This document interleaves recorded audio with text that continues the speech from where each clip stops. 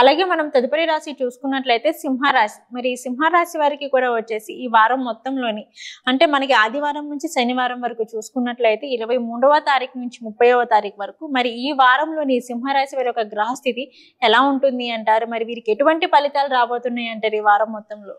సింహరాశి వాళ్ళకి 23వ తారీఖు నుంచి 30వ తారీఖు వరకు కూడా గ్రహస్థితి గ్రహ సంచార వీక్షణాన్ని మనం చూస్తున్నట్టయితే వ్యయస్థానంలో బుధుడి యొక్క సంచారం, లాభస్థానంలో శుక్రుల యొక్క సంచారం, అలానే దశమ స్థానంలో గురువు యొక్క సంచారం, నవమ స్థానంలో కుజుడి యొక్క సంచారం, అలానే మిగతా అష్టమ స్థానంలో రాహు యొక్క సంచారం అనేది జరుగుతుంటుంది.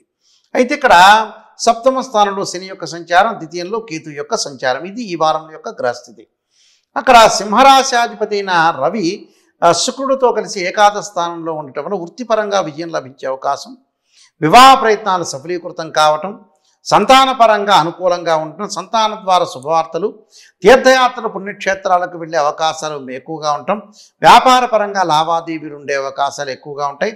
ట్రేడ్ బిజినెస్ కానీ షేర్ మార్కెట్ చేస్తున్న వ్యక్తులందరూ కూడా అనుకూలమైనగా ఉండే అవకాశం ఉంటుంది. ఇక్కడ శని యొక్క ప్రభావం వల్ల కూడా ఇబ్బందులు లేకుండా సజావుగా వెళ్ళిపోయే అవకాశం, కొన్ని అవమానాలు లోపాలు జరిగే అవకాశాలు ఉన్నాయి. దాని విషయంలో జాగ్రత్త ఉండాలి. ఇక్కడ ఆరోగ్యపరంగా కొన్ని ఇబ్బందులు కలిగే అవకాశం ఉంటుంది కాబట్టి ఆ వాహనాల మీద ప్రయాణం అనేది చాలా జాగ్రత్తగా ఆలోచన చేసి ముందుకు వెళ్ళాలి. ప్రతిదీ కూడా అతి వేగంగా అతి స్పీడ్గా వెళ్లకుండా ఉండటం మంచిది.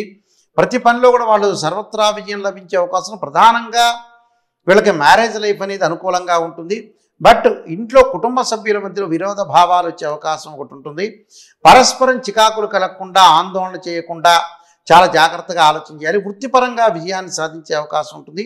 భాగస్వామ్య వ్యాపారం కలిసి రావటం ఒకటి, అలానే నిరుద్యోగులకు ఉద్యోగ ప్రయత్నాలు సఫలీకృతం కావటం, విదేశాలకు వెళ్ళే ఒక ఆలోచన రావటం, నూతన మార్పులు చేయాలి, లైఫ్లో కొన్ని సక్సెస్ చేయాలని ఒక ఆలోచనతోటి వాళ్ళు ముందుకు వెళ్ళే అవకాశాన్ని ప్రాధాన్యత ఎక్కువగా పెంచుకుంటారు. సంతానం ద్వారా కూడా శుభవార్తలు వినటం, బంధువుల చుట్టాలతో కలిసిపోయి మరి అరమరికలు లేకుండా ముందుకు వెళ్ళే అవకాశాలు అనేవి బాగా ఎక్కువ ఉంటాయి. అంటే ప్రధానంగా చెప్పదలుచుకుంటే ఏమిటంటే వీళ్ళు ఆరోగ్యాన్ని కాపాడుకొని ముందుకు వెళ్తే చాలు, మిగతావన్నీ కూడా విజయం సాధించే అవకాశాలు ఎక్కువ ఉన్నాయి. విద్యార్థులు కూడా అధిక శ్రద్ధతో చదివే అవకాశం ఉంటుంది. స్త్రీలు కూడా తన కుటుంబాన్ని నడిపించుకోవడానికి భర్తతో కానీ లేకపోతే బంధువులతో కానీ వాళ్ళందరూ కూడా సహకారాన్ని తీసుకుని ముందుకు వెళ్ళాలి. ఒక నూతన వ్యాపారాన్ని, ఉద్యోగాన్ని చేయాలని ఒక ఆలోచనలు, మార్పులు అంటే ఆలోచిస్తూ కొన్ని మార్పులు చేయాలని ఒక ఆలోచన చేసి నా కుటుంబాన్ని మార్చుకోవాలని ఒక ఆలోచన కలిగి ఉంటారు. కాబట్టి వీళ్ళకంతా కూడా కొన్ని పరిహారాలు చేసుకొని ముందుకు వెళ్తే సరిపోతుంది. ఓకే గురుగారు, సింహరాశి వారికి వచ్చేసి వారంలోని మెరుగైన ఫలితాలు కావాలి అంటే సో ఎటువంటి పరిహారం చేసుకుంటే వారికి వారం మొత్తంలో ఎలా అద్భుతంగా ఉంటుందంటారు? వాళ్ళు తప్పకుండా ఆరాధన చేయాల్సింది అమ్మవారి యొక్క ఆరాధన చేయాలి. రాజరాజేశ్వరి యొక్క అమ్మవారి యొక్క ఆరాధన చేయాలి. శని యొక్క ఆరాధన చేయాలి. నీలాంజన సమాభాసం రవిపుత్రేమాకృత్యం ఛాయామార్తాండ సంభూతం తం నమామ్య శనైశ్వరమని 2 జంట సర్పాలను దానం చేయటం, అర్ధకాయ మహావీరం చంద్రాదిత్యమర్ధనం సింహకాగర్భ సంభూతం తం రాహం ప్రణమామ్యం అనే మంత్రాన్ని చక్కగా చదువుకోవటం, అలానే మంగళవారం రోజున కూడా చక్కగా రాహుకాలంలో దీపం పెట్టడం వల్ల కూడా మంచి వాళ్ళకి జరిగే అవకాశం ఖచ్చితంగా ఉంటుందమ్మా.